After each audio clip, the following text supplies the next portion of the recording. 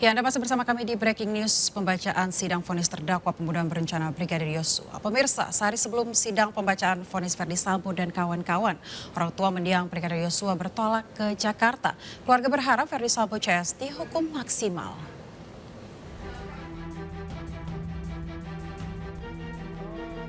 Samuel Huta Barat dan Rosti Simanjuntak serta kakak mendiang Brigadir Yosua Minggu siang tiba di Bandara Sultan Taha Jambi. Mereka akan bertolak ke Jakarta untuk menghadiri langsung sidang pembacaan vonis terdakwa pembunuhan anaknya.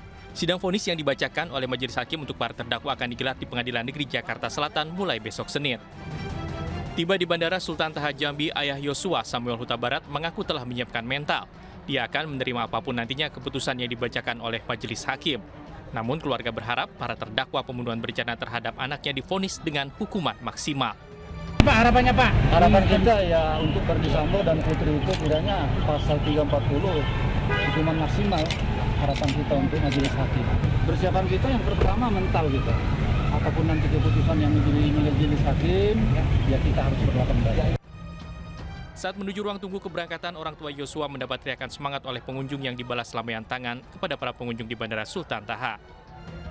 Rencananya, orang tua Brigadir Yosua akan berada di Jakarta hingga sidang vonis para terdakwa selesai digelar di Pengadilan Negeri Jakarta Selatan.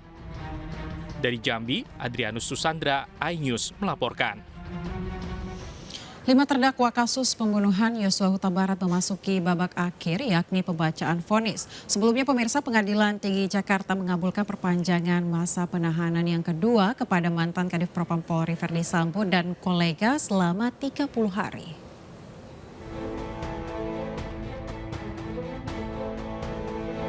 Pengadilan Negeri Jakarta Selatan kembali mengajukan perpanjangan masa penahanan Sambo CS. Perpanjangan 30 hari penahanan dihitung sejak 7 Februari 2023. Vonis akan diputuskan sebelum perpanjangan penahanan kedua habis. Setelah melalui rangkaian persidangan yang panjang, kasus pembunuhan Brigadir Yosua Huta Barat sampai di babak akhir. Majelis Hakim Pengadilan Negeri Jakarta Selatan pun telah menjadwalkan sidang putusan untuk 5 terdakwa. Pengadilan Negeri Jakarta Selatan pun kembali mengajukan perpanjangan masa penahanan terdakwa kasus pembunuhan Brigadir Nofriansah Yosua Huta Barat Verdi Sambo CS selama 30 hari. Pengadilan Tinggi Jakarta sudah mengabulkan perpanjangan masa penahanan kedua ini. Penetapan perpanjangan 30 hari yang kedua dihitung sejak 7 Februari 2023 sampai 8 Maret 2023. Diketahui, masa penahanan Verdi Sambo dan kolega habis pada 6 Februari 2023. Sementara persidangan terkait pembunuhan Brigadir Yosua belum usai.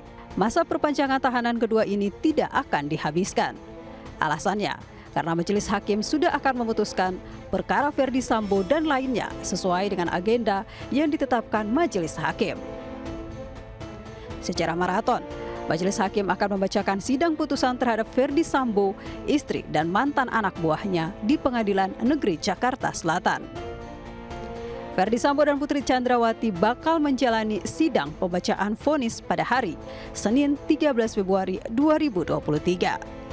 Sedangkan pembacaan vonis Riki Rizal dan Kuat Maruf pada hari Selasa 14 Februari 2023. Dan Richard Eliezer bakal menjalani sidang pembacaan vonis pada hari Rabu 15 Februari 2023. Ya, menjelang sidang vonis terhadap Verdi Sambo CS, pemirsa, motif pembunuhan Brigadir Yosua masih menjadi teka-teki.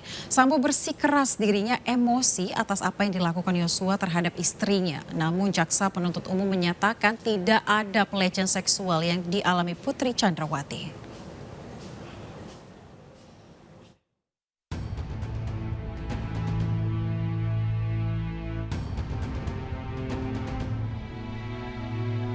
Kenapa bisa memberikan penghargaan kepada orang yang sudah melakukan perkosaan dan penganiayaan serta pengancaman kepada saya, Ubayangkari. Seandainya CCTV lantai 2 dan lantai 3 rumah Saguling serta jalan Bangka itu ada, mungkin semua akan lebih terang dan ibu mungkin tidak akan berani berbohong di depan pengadilan begitu. Sejumlah drama tersaji dalam sidang kasus pembunuhan Yosua yang menghadirkan Putri Chandrawati sebagai saksi. Dalam sidang 12 Desember 2022 lalu, Hakim mencecar Putri terkait peristiwa di Magelang 7 Juli 2022. Putri pun menangis saat menceritakan pelecehan yang dialaminya. Mohon maaf yang mulia, mohon izin. Yang terjadi adalah memang Yosua melakukan kekerasan seksual, pengancaman, dan juga penganiayaan dengan membanting saya 3 kali ke bawah. Itu yang memang benar-benar terjadi. Tidak hanya itu, Putri juga mengaku tidak mengetahui rencana pembunuhan Yosua. Bahkan ia berdalih saat kejadian berada di kamar dengan pintu tertutup. Pernyataan ini dibantah oleh Richard Eliezer.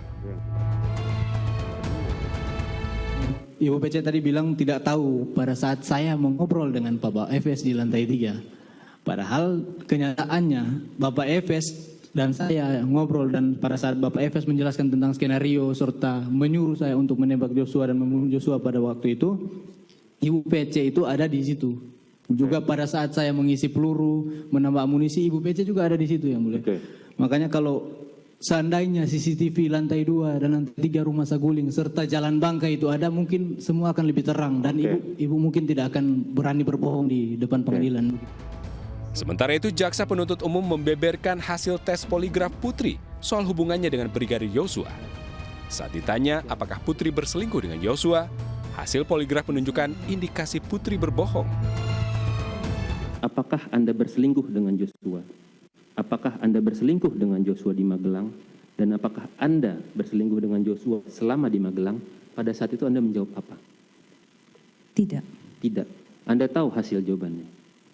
Tidak. Tidak tahu juga. Tidak ada yang memberitahu kepada saudara. Tidak. Di sini Anda diindikasi berbohong. Bagaimana dengan ini? Saya tidak tahu. Dalam sidang pembacaan tuntutan Kuat Ma'ruf 16 Januari 2023, jaksa penuntut umum menyebut Putri Chandrawati tidak mengalami pelecehan seksual, melainkan berselingkuh dengan Brigadir Yosua. Putri Chandrawati dituntut 8 tahun penjara dalam kasus pembunuhan berencana Brigadir Yosua.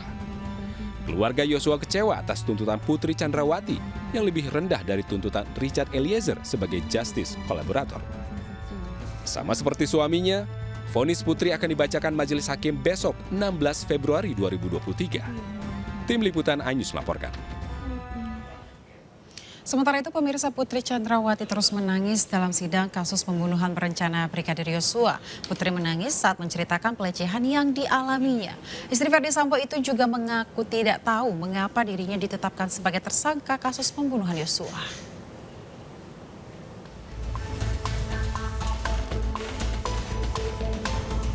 Drama persidangan pembunuhan berencana Yosua Huta Barat hampir mendekati babak akhir.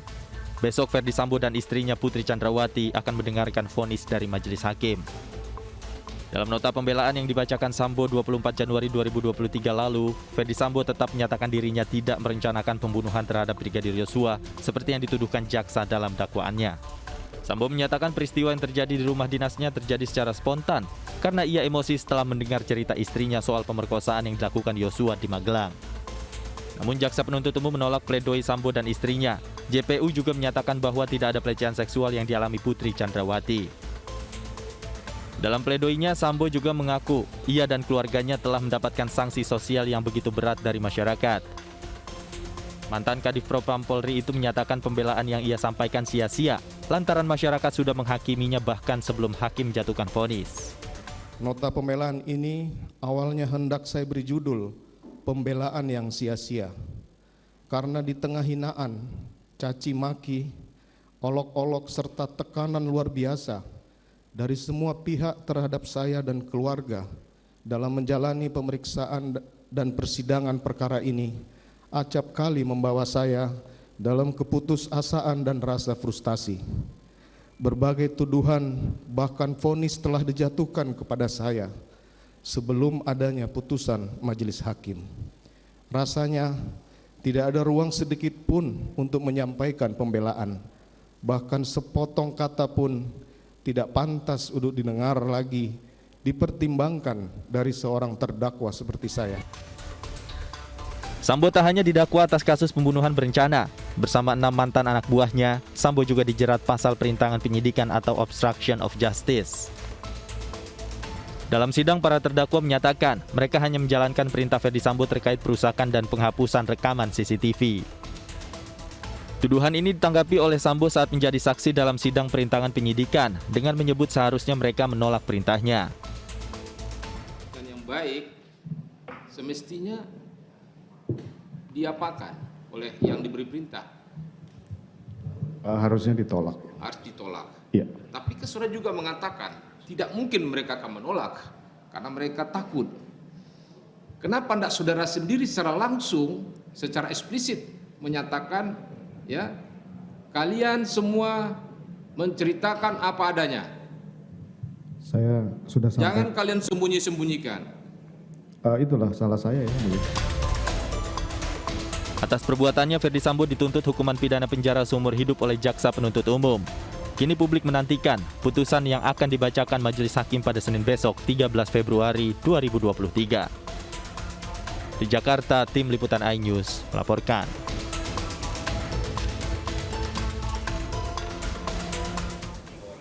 Ya pemirsa, breaking news akan kembali usai jeda bersama rekan kami Samuel Purba. Tetaplah bersama kami.